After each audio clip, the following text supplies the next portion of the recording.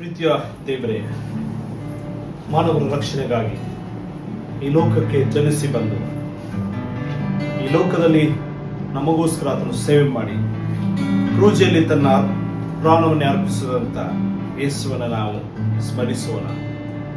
ಅತ್ಯಂತ ಪ್ರಿಯ ಯೇಸು, ನಿನ್ನ ನಾಮ ಕೊಂಡಾಡುವೆಂಬಂಥ ಸಂಗೀತದೊಂದಿಗೆ ದೇವರ ಪ್ರಸನ್ನತೆಯನ್ನು ನಾವು ಅನುಭವ ಮಾಡೋಣ. ದೇವರ ಸಹಾಯವನ್ನು ನಮ್ಮನ್ನು ಮುಟ್ಟಲಿ. ಈ ಸಂಗೀತ ಹಾಡುವುದರ ಮೂಲಕವಾಗಿ ದೇವರು ನಮ್ಮನ್ನು ಸ್ಪರ್ಶಿಸಲಿ. ಅತ್ಯಂತ ಪ್ರಿಯ ಯೇಸು, ನಿನ್ನ ನಾಮ ಕೊಂಡಾಡುವೆ, ನನ್ನೆಷ್ಟಾಗಿ ಪ್ರೀತಿಸಿ ನನ್ನೇ ಸೇವಿಸುವೆ.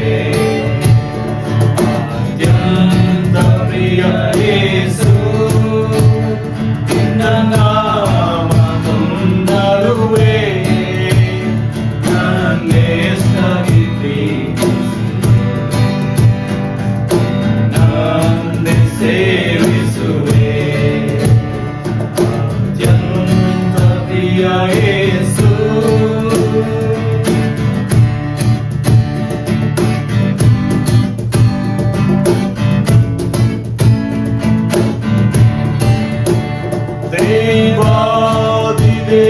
ದೇವಾದಿದೇವನಾಗೆ ಸರ್ವವೈಭವದೊಳವಸಿಸಿ ದೇವದೂತರು ಕೊಂಡಾಡಿದಾಗ್ಯೂ ನನಗಾಗಿ ತ್ಯಜಿಸಿ ಬಂದೆ.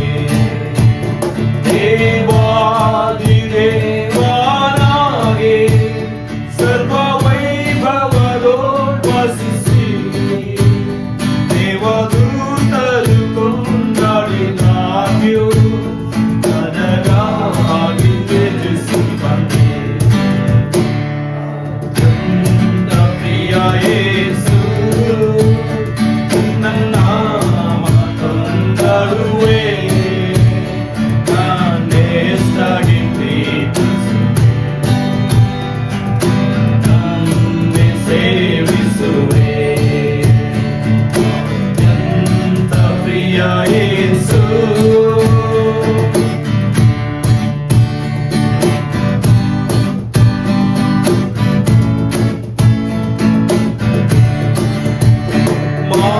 ಮಾನವರು ಕವತಾಳೆ ಕಷ್ಟ ಸಂಕಟ ಹಿಂಸೆಯನು ಎಷ್ಟಾಗಿ ಹಸಿದು ಬಾಯಾರಿ ನಂಗಾಗಿ ತಾಳಿಕೊಂಡೆ. ಮಾನವರು ಕವತಾಳೆ ಕಷ್ಟ ಸಂಕಟ ಹಿಂಸೆಯನು ಎಷ್ಟಾಗಿ ಹಸಿದು ಬಾಯಾರಿ ಹಿಂಗಾಗಿ ತಾಳಿಕೊಂಡೆ. ಅತ್ಯಂತ ಪ್ರಿಯ ಯೇಸು, ನಿನ್ನ ನಾಮ ಕೊಂಡಾಡುವೆ, ನನ್ನೆಷ್ಟಾಗಿ ಪ್ರೀತಿಸಿ ನನ್ನೇ ಸೇವಿಸುವೆ. ಅತ್ಯಂತ ಪ್ರಿಯ ಯೇಸು,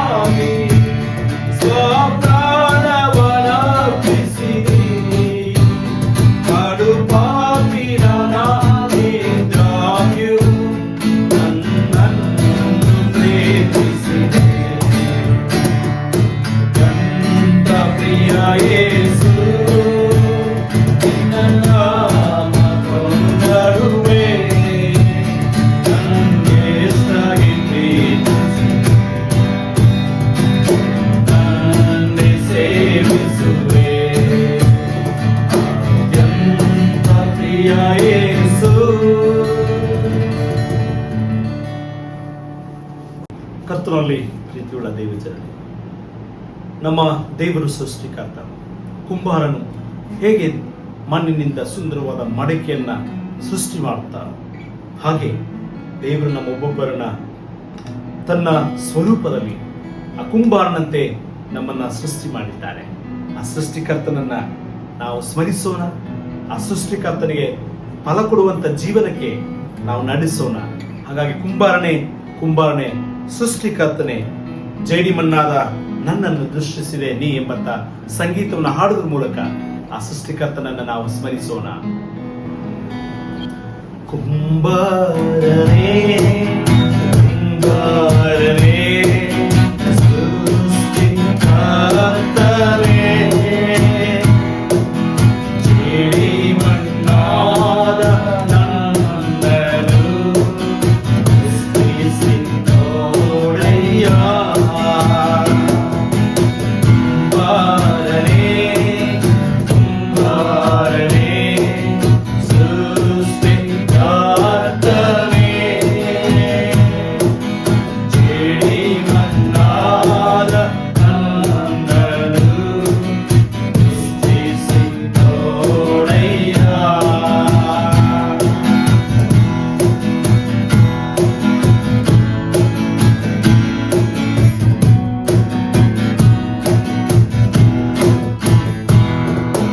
ಕೆಲಸಕ್ಕೆ ಬಾರದ ಪಾತ್ರೆಯೆಂದು ನಿರಾಕರಿಸಿ ತಳ್ಳಿ ಬಿಡದೆ, ಕೆಲಸಕ್ಕೆ ಬಾರದ ಪಾತ್ರೆಯೆಂದು ನಿರಾಕರಿಸಿ ತಳ್ಳಿ ಬಿಡದೆ, ತುಂಬಿ ತುಳಕುವ ಪಾತ್ರೆಯಾಗಿ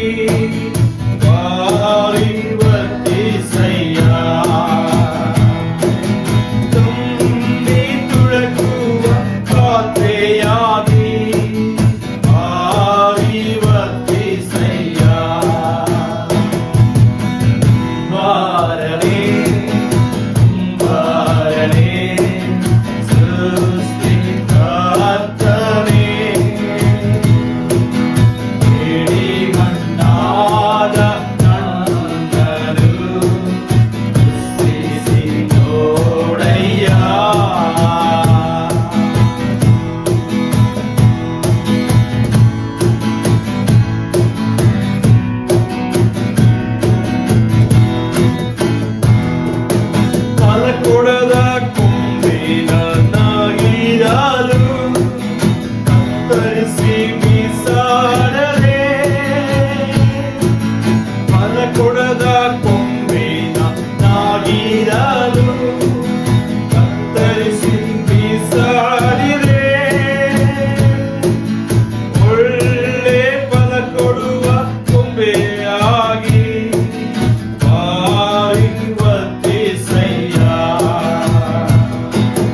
ಒಳ್ಳೆ ಫಲ ಕೊಡುವ ಕೊಂಬೆಯಾಗಿ ಪರಿವರ್ತಿಸಯ್ಯ. ಕುಂಬಾರನೇ ಕುಂಬಾರನೇ ಸೃಷ್ಟಿಕರ್ತನೇ, ಜೇಡಿ ಮಣ್ಣಾದ ನನ್ನನ್ನು ಸೃಷ್ಟಿಸಿ ನೋಡಯ್ಯ. ಕುಂಬಾರನೇ ಕುಂಬಾರನೇ ಸೃಷ್ಟಿಕರ್ತನೇ, ಜೇಡಿ ಮಣ್ಣಾದ ನನ್ನನ್ನು ಸೃಷ್ಟಿಸಿ ನೋಡಯ್ಯ. ಸೃಷ್ಟಿಸಿ ನೋಡಯ್ಯ.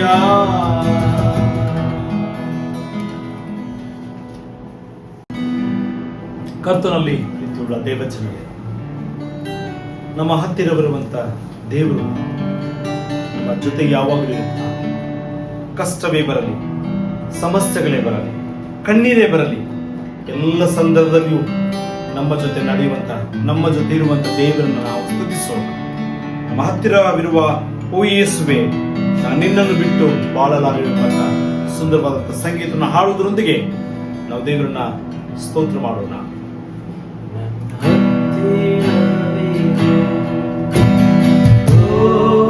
ಯೇಸುವೇ, ನಿನ್ನನ್ನು ಬಿಟ್ಟು ಬಾಳಲಾರೆನು. ಹತ್ತಿರವಿರು ಓ ಯೇಸುವೇ, ನಿನ್ನನ್ನು ಬಿಟ್ಟು ಬಾಳಲಾರೆನು.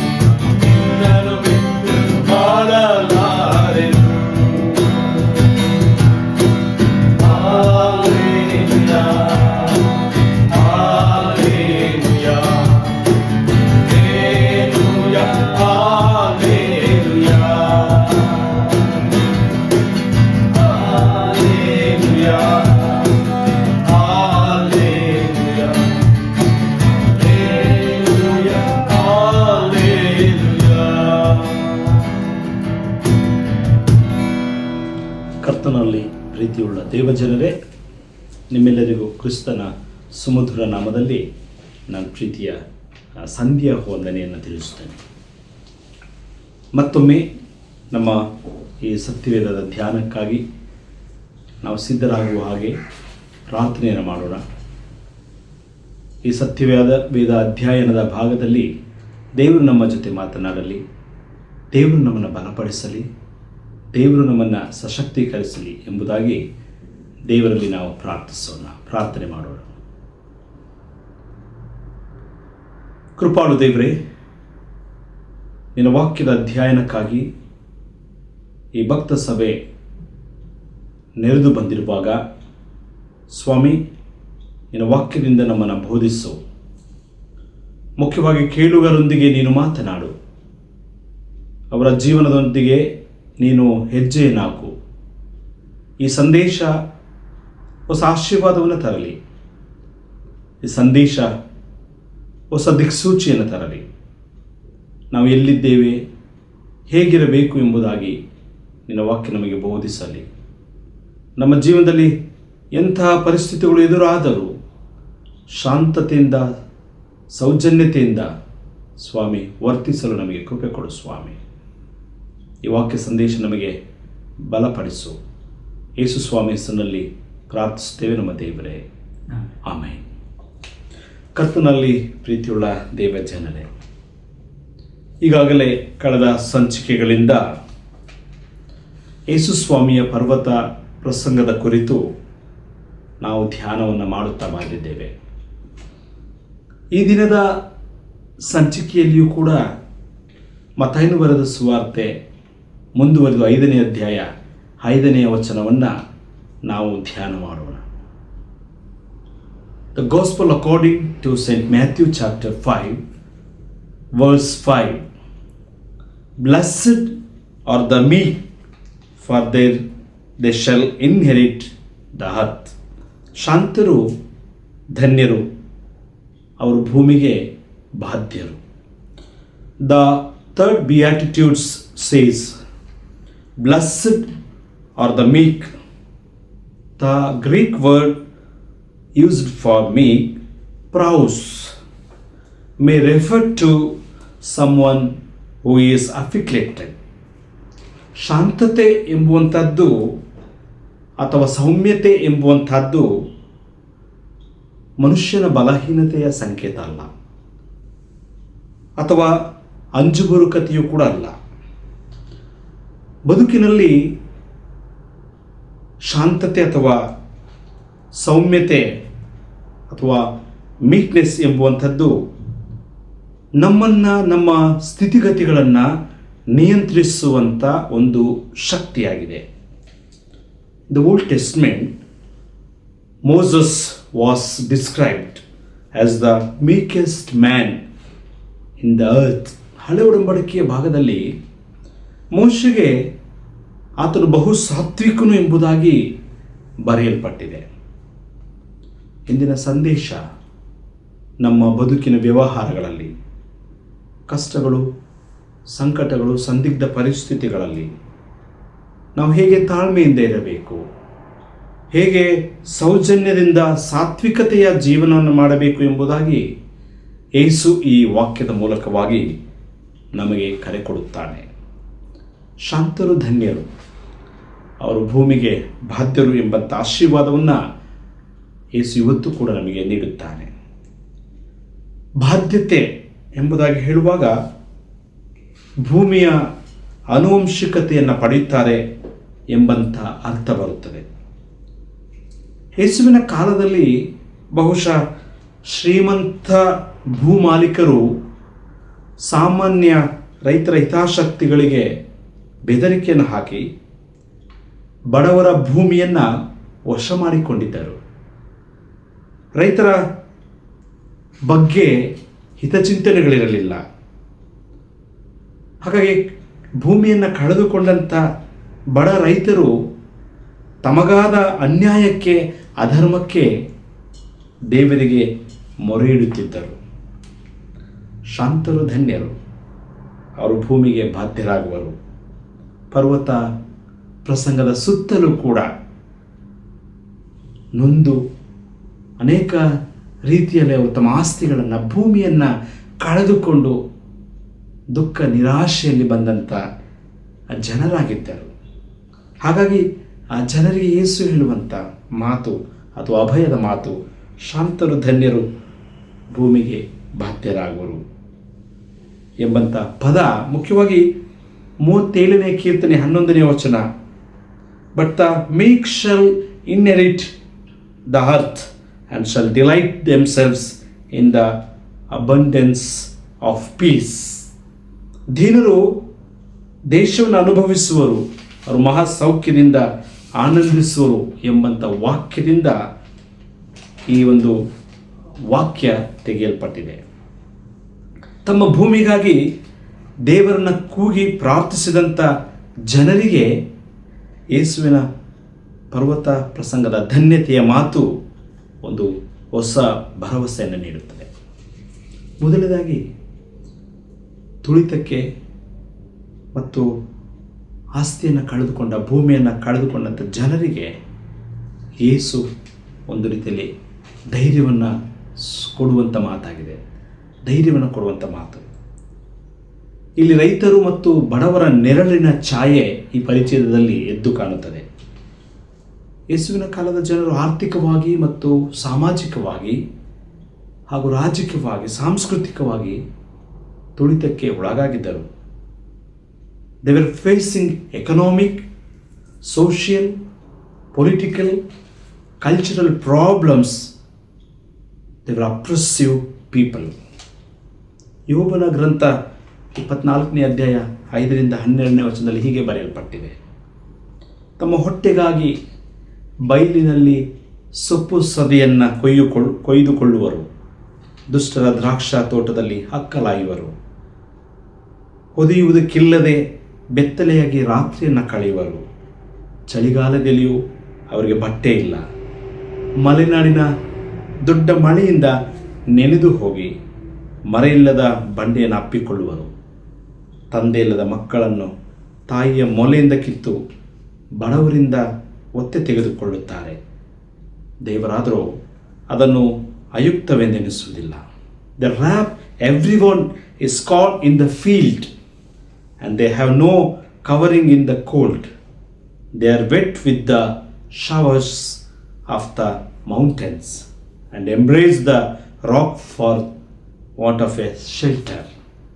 They cause him to go to naked without clothing, and they take away the sheaf from the hungry. Yet God layeth not folly to them. ಅಂದರೆ ಬಡವರ ಸ್ಥಿತಿಗತಿಗಳನ್ನು ಹಿಂದಿನ ಕಾಲದಲ್ಲಿಯೇ ಬರೆಯಲ್ಪಟ್ಟಿವೆ. ಯೇಸುವಿನ ಕಾಲದಲ್ಲಿ ಕೂಡ ಗ್ರೀಕ್ ಮತ್ತು ರೋಮ್ ಸಾಮ್ರಾಜ್ಯದ ಬಡವರ ಬಗ್ಗೆ ಹೆಚ್ಚಿನ ಕಾಳಜಿ ಇರಲಿಲ್ಲ. ಅಂದಿನ ಶತಮಾನದಲ್ಲಿ ಚರಿತ್ರಕಾರನಾದಂಥ ಜೋಸೆಫಸ್ ಅವರ ಆರ್ಥಿಕ ಸಾಮಾಜಿಕ ನೋಟವನ್ನು ಹೀಗೆ ವಿವರಿಸುತ್ತಾನೆ. ದೊಡ್ಡ ದೊಡ್ಡ ಪಟ್ಟಣಗಳನ್ನು ಯೋಜನೆ ಮಾಡಲು ಜನಸಾಮಾನ್ಯರಿಂದ ಅಥವಾ ಬಲವಂತವಾಗಿ ತೆರಿಗೆ ವಿಧಿಸಲಾಯಿತು. ಬಡ ಜನರ ಭೂಸ್ವಾಧೀನ ನಡೆಯುತ್ತಾ ಬಂತು. ರೋಮನ್ ಅಸಮಾನತೆಯ ವ್ಯವಸ್ಥೆ ಅಥವಾ the Roman system of inequality. Rome maintained its domination through judicial institutions, developing legislation concerning property ownership and labor control, and through the use of brutal force. ಆ ರೋಮ್ ಮಾಲೀಕತ್ವ ಅಥವಾ ಆಸ್ತಿ ಮಾಲೀಕತ್ವ ಕಾರ್ಮಿಕ ನಿಯಂತ್ರಣಕ್ಕೆ ಸಂಬಂಧಿಸಿದಂಥ ಶಾಸನಗಳನ್ನು ಅಭಿವೃದ್ಧಿಪಡಿಸಲು ನ್ಯಾಯಾಂಗ ಸಂಸ್ಥೆಗಳ ಮೂಲಕ ಮತ್ತು ಕ್ರೂರವಾಗಿ ಬಲಪ್ರಯೋಗದ ಮೂಲಕ ರೋಮ್ ಸಾಮ್ರಾಜ್ಯ ಇಡೀ ಬಡವರ ಮೇಲೆ ಕ್ರಮಗಳನ್ನು ಹೇರಿತು. ರೋಮ್ ಆಡಳಿತ ಚಕ್ರಾಧಿಪತಿಗಳನ್ನು ನೇಮಿಸಿತು. ಗವರ್ನರ್ಸ್ ದೇಶಾಧಿಪತಿಗಳನ್ನು ನೇಮಿಸಿದರು. ಟ್ಯಾಕ್ಸ್ ಕಲೆಕ್ಟರ್ಸ್ ಅಥವಾ ತೆರಿಗೆಯನ್ನು ಸಂಗ್ರಹಿಸುವುದಕ್ಕಾಗಿ ನೇಮಿಸಲ್ಪಟ್ಟರು. ಹೀಗೆ ಬಡವರಿಂದ ಹೆಚ್ಚು ಸಂಪತ್ತನ್ನು ರೋಮ್ ಸರ್ಕಾರ ಗಳಿಸಿತು. ಭೂಮಾಲೀಕರು, landowners become as slaves. ಧನಿಗಳಾಗಿದ್ದವರು ಅನೇಕರು ಹಾಳಾದರು, ಅನೇಕರು ಬಡವರಾದರು. They become poor. ಇದೇ ಬಡವರು ಭೂಮಿಯನ್ನು ಕಳೆದುಕೊಂಡ ಕೃಷಿಕರು ಮುಂದೆ ಅಂದಿನ ಸಮಾಜದಲ್ಲಿ ಕೀಳು ವರ್ಗದವರಾದರು. ಯಾವಾಗ ತಮ್ಮ ಭೂಮಿ ಕೈ ತಪ್ಪಿತೋ ಆಗ ಸಮಾಜದಲ್ಲಿ ಸ್ಥಾನಮಾನ, ದ ಸ್ಟೇಟಸ್ ಬಿಕಮ್ ಡೌನ್, ಕೆಳಗಿಳಿದಲ್ಪಟ್ಟಿತ್ತು. ಇವತ್ತು ಕೂಡ ಹಣವಿದ್ದವರು, ಆಸ್ತಿವಂತರು, ಸಂಪತ್ತಿರುವಂಥವರಿಗೆ ನಾವು ಗೌರವವನ್ನು ಸೂಚಿಸ್ತೇವೆ. ಆದರೆ ಬಡವರ ಬಗ್ಗೆ ಕಾಳಜಿ ಇರುವುದಿಲ್ಲ. ಇನ್ನೊಂದು ಯೇಸುವಿನ ಕಾಲದಲ್ಲಿ ಆಡಳಿತಗಾರರು, ಮುಖ್ಯವಾಗಿ ರಾಜ್ಯಗಳ ಮುಖ್ಯಸ್ಥರಾದಂಥವರು ಅಂದಿನ ಆಡಳಿತ ಬಡ ಜನವರನ್ನು ಅರಮನೆಗಳನ್ನು ಕಟ್ಟಲು, ಕೋಟೆಗಳನ್ನು ಕಟ್ಟಲು ಅಥವಾ ಸ್ಮಾರಕಗಳನ್ನು ಏರ್ಪಡಿಸಲು, ಗಡಿ ಭದ್ರತೆಗೆ ಸೇನೆಗಳನ್ನಾಗಿ ನಿರ್ಮಿಸಲು ಈ ಬಡ ರೈತರನ್ನು ಅಥವಾ ಬಡ ಜನರನ್ನು ಅವರು ನೇಮಿಸಿದರು. ಹೀಗೆ ಭೂಮಿಯನ್ನು ಕಳೆದುಕೊಂಡು ಭೂಮಿಯ ಬಾಧ್ಯತೆಯನ್ನು ಕೂಡ ಅಂದಿನ ಜನರು ಕಳೆದುಕೊಂಡರು. ರೋಮನ್ ಸಾಮ್ರಾಜ್ಯದ ದಬ್ಬಾಳಿಕೆಯಲ್ಲಿ ಯಹೂದಿ ಧಾರ್ಮಿಕ ನಾಯಕರು ಕೂಡ ಕೈ ಜೋಡಿಸಿದರು ಎಂಬುದಾಗಿ ಬೈಬಲ್ ನಮಗೆ ತಿಳಿಸುತ್ತದೆ. ಪ್ರೀತಿಯುಳ್ಳ ದೇವಜನರೇ, ಜೀವನದ ಆಧಾರದ ಅಂಚಿನಲ್ಲಿ ವಾಸಿಸುತ್ತಿದ್ದಂಥ ರೈತರು ಅಂದು ಮತ್ತಷ್ಟು ಬಡತನಕ್ಕೆ ಒಳಗಾದರು. ಕಠಿಣ ವಾರ್ಷಿಕ ವಸೂಲಿಗಳಿಂದ ಬಡವರು ಸಾಲಕ್ಕೆ ತುಳಿಯಲ್ಪಟ್ಟರು. ಸಾಲಕ್ಕೆ ಬಡ್ಡಿ ಹೆಚ್ಚಾಯಿತು.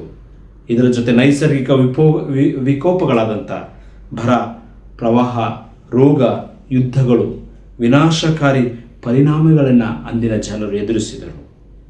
ರೈತರು ದಿನಗೂಲಿಗಳಾದರು, ಸಾಲಗಾರರಾದರು. ಸಾಲಕ್ಕೆ ಬಡ್ಡಿಯನ್ನು ಪಾವತಿಸಿದೆ ಭೂಮಿಯನ್ನೇ ಮಾರುವ ಸ್ಥಿತಿ ಬಂತು. ಕಡೆಗೆ ಭಿಕ್ಷುಕರಾದರು, ಅನಾಥರಾದರು ಎಂಬುದಾಗಿ ಚರಿತ್ರೆಕಾರನಾದಂಥ ಜೋಸೆಫಸ್ ಬರೆಯುತ್ತಾ ಇದ್ದಾನೆ.